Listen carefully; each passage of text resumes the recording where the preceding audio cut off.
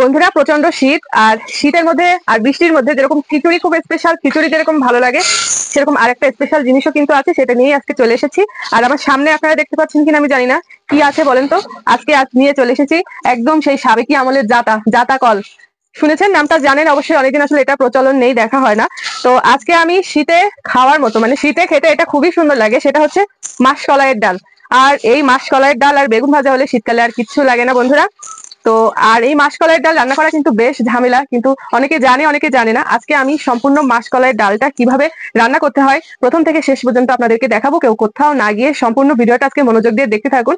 House wife বলেন আর যারা রান্না শিখতে বা দেখতে ভালোবাসেন তাদের জন্য আজকের ভিডিওটা খুবই সুন্দর হবে। এবং এই ভিডিওটা জেনে রাখলে অবশ্যই বাড়িতে আপনারাও করে খাবেন। তো কথা না বাড়িয়ে চ্যানেলটি সাবস্ক্রাইব করবেন, ভিডিওটিতে লাইক কমেন্ট শেয়ার করে দিবেন। আর আসুন শুরু করে দেই মাসকলাইয়ের ডাল। এটা ভীষণ ঝামেলার একটা রান্না, দুজনে মিলে করব, আমি আর আমার শাশুড়ি। তো কথা না বাড়িয়ে আসেন। আর সবচেয়ে পছন্দের যে জিনিস, মানে সেটা আপনাদেরকে একটু দেখাচ্ছি, দাঁড়ান আসি। বন্ধুরা, এটা আনতে ভুলে গিয়েছিলাম, তো অফ ক্যামেরা এটা নিয়ে চলে এসেছি। আজকে এই দুটো মুম্বাই সাইজের বেগুন, মানে আমার ভাষায় দামনা বেগুন ভাজবো আজকে, আর সাথে চিংড়ির ডাল, মানে একদম জমে যাবে শীতের খাওয়া দাওয়া। তো আসেন, প্রথমে এই ডালটা শুকনো খোলায় ভেজে নিতে হবে, তারপরে দেখাচ্ছি। বন্ধুরা, প্রথমে কড়াতে একটু গরম করে নিয়েছি, তারপর মাসকলাইয়ের ডালগুলো এমন করে ভাজতে হবে যেন খুব বেশি পুড়ে না যায়, আবার যেন ভাজাটাও ঠিকঠাক হয়। এটা ভাজাটা বেশ ঝামেলা, একটু বেশি পোড়া হয়ে গেলে ডালটা খেতে অতটা স্বাদ লাগবে না। এজন্য দেখেন কত সাবধানে ডালটা ভাজার জন্য আমরা কড়াই দিয়ে দিয়েছি। আর নাড়ছি কি দিয়ে বলেন তো? ঝাঁটার কাঠি দিয়ে। এটাও নাকি এটা দিয়ে ভাজলে সুন্দর হয়। তো যাই হোক, শাশুড়ি ভাজছে আর আমি বসে বসে দেখছি। এটা রান্না করা ভীষণ ঝামেলা, আর এজন্য আমি আজকে শাশুড়ির হেল্প নিচ্ছি, কেননা একা একা এত কিছু করা সম্ভব না।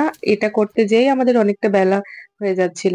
তো যাই হোক, ভেজে নিয়েছি, এবার নামিয়ে নিচ্ছি। ভীষণ গরম। আর এবার জাতা কলে ফেলে পিষে নেব। মানে কারোর উপরে রাগ থাকলে তার মাথাটাও এর ভিতরে দিয়ে একটু ঘুরিয়ে দেবেন, ব্যাস। দেখেন ভীষণ গরম, হাত দিতেই পাচ্ছি না, ডালগুলো যেন আগুনের দলা হয়ে আছে। জাতার মধ্যে দিয়ে একটা ঘুরলি দিলেই ব্যাস। আপনারা চাইলে শিলের ওপরে ফেলে হালকা করে নোড়াটা ঘষে নিলেও হয়ে যাবে, কিন্তু জাতায় দিলে ভালো হয়। তার জন্য জাতাটা নিয়ে এসেছি। আর আমার ভীষণ ভালো লাগছিল, কেননা এই ডালটা খেতে আমার খুব ভালো লাগে। এটা আমার মায়ের কাছ থেকে আমি শিখেছি। আমার মা শীতকালে প্রায় দিন এটা করে থাকে। আর আমার যখন এটা খেতে ইচ্ছা হয় মায়ের কাছে চলে যায়। তো ভাবছি এবার যেহেতু আমার বন্ধুরা আছে, বন্ধুদের সাথে শেয়ার করব, তার জন্য বাড়িতেই আজকে আয়োজন করেছি। এই যে দেখেন ঠিকরির ডাল, এরকম কালো কালো ডালটাই নেবেন। আর এক ধরনের ডাল পাওয়া যায় সাদা, ওটা কিন্তু নিবেন না, ওটা অতটা খেতে ভালো লাগে না। রান্না করে খাওয়ার জন্য এই কালো কালারের ডালটাই মানে খুবই ভালো হবে বন্ধুরা।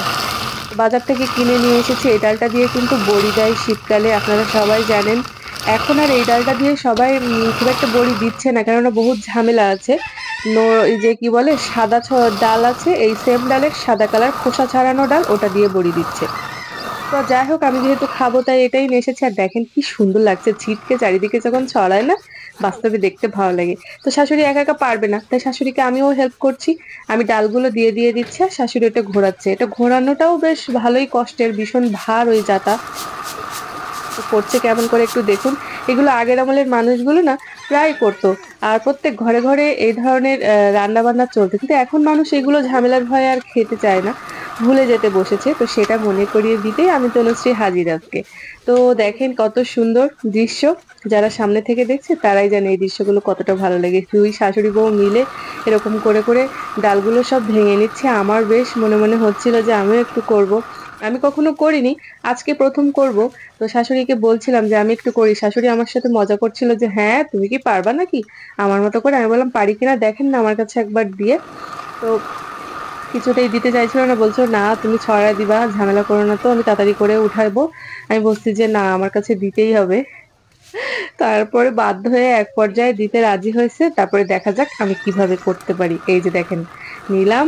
বাবা, এটা যখন ঘোরাচ্ছিলাম বেশ একটা ভারী জিনিস। শাশুড়ি বিনবিন বিনবিন করে উল্টোপাল্টা বলতেই আছে যে দেখেছো তো কিরকম।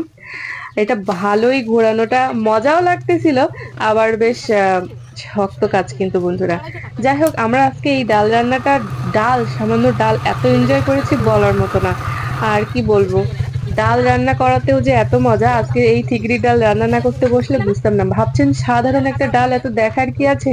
বন্ধুরা আছে। একটু মনোযোগ দিয়ে দেখলে আর যারা বাস্তবে এই ডাল খায়, যারা এটার মজা বোঝে তারাই জানে যে কতটা মানে এই ডালটার টেস্ট আর কষ্ট ঝামেলা। তো যাই হোক, আমরা ডালগুলো সব বসে, বসে এরকম করে ভেঙে নেই যাতা কলে। আর চারিদিকে ডাল ছড়িয়ে কি একটা অবস্থা! আমি তো ভয় পাচ্ছিলাম যে এতগুলো ডাল ছড়িয়ে গেছে, এগুলো কি নেওয়া যাবে নাকি ফেলে দিতে হবে? শাশুড়ি বলছে, "সব নিয়ে নেবো, দাঁড়াও।" আমিও তাই কথা মতো সব দিতে আছি। ডালগুলো আমার সব প্রায় ভেঙে নেওয়া হয়ে গেছে। এবার কিন্তু শুধু ভেঙে নেওয়ার পরে আরো একটা কঠিন কাজ। এই ডালগুলো সব কুলোয় ফেলে সুন্দর করে একটা করে ঝাড়তে হবে। আর সেই ঝাড়ার কাজটাও শাশুড়িকে দিয়েই করাবো। কেননা আমি ঝাড়তে পারি না। আমি ঝাড়তে পারি কিন্তু অতটা পরিষ্কার হবে না। তো দেখতে পাচ্ছেন আজকে আমরা কত সুন্দর মজা করছি। আর মনে হচ্ছে যেন সেই কত বছর পিছনে ফিরে গেছি, তাই না বন্ধুরা? এই ধরনের জিনিসগুলো না আমরা খুব মিস করি। বর্তমান যুগের বাচ্চা-কাচ্চা তো এগুলো চিনবেই না। তো আজকে সেটা আমি দেখিয়ে দিলাম। এই যে দেখেন ডালগুলো ভেঙে কি সুন্দর আধভাঙা হয়ে গেছে।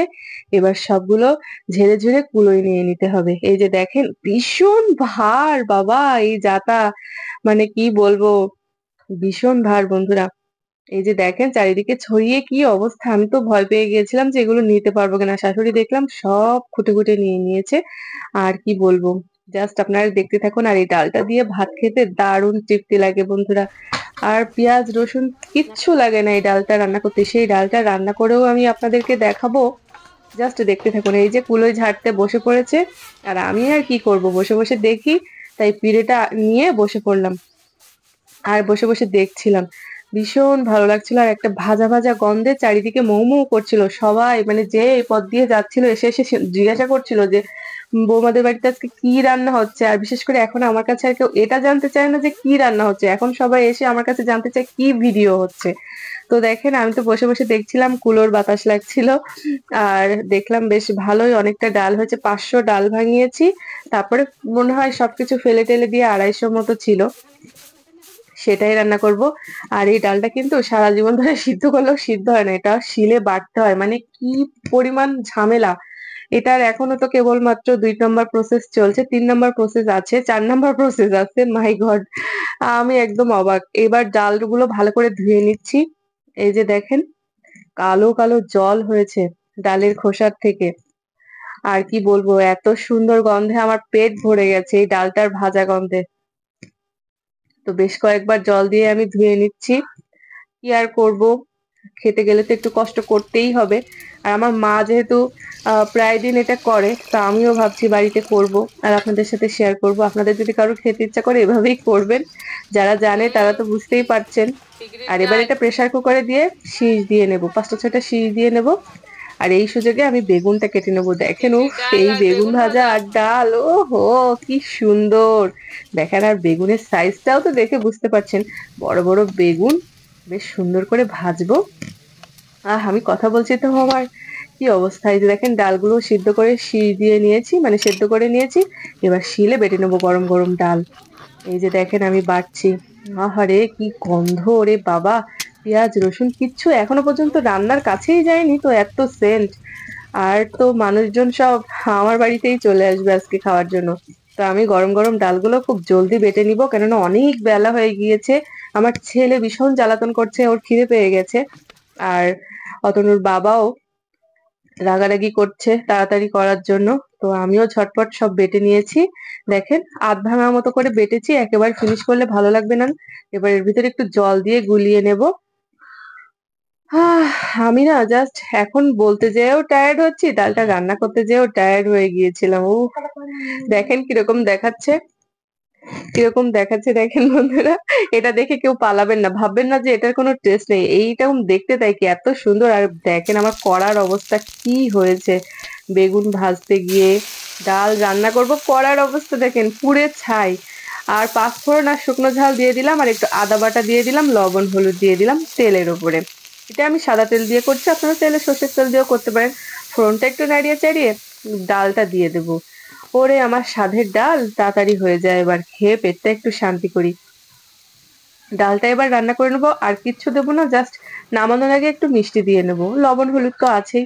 একটু কম পড়েছিল তাই আবার একটু বেশি করে দিয়ে দিলাম।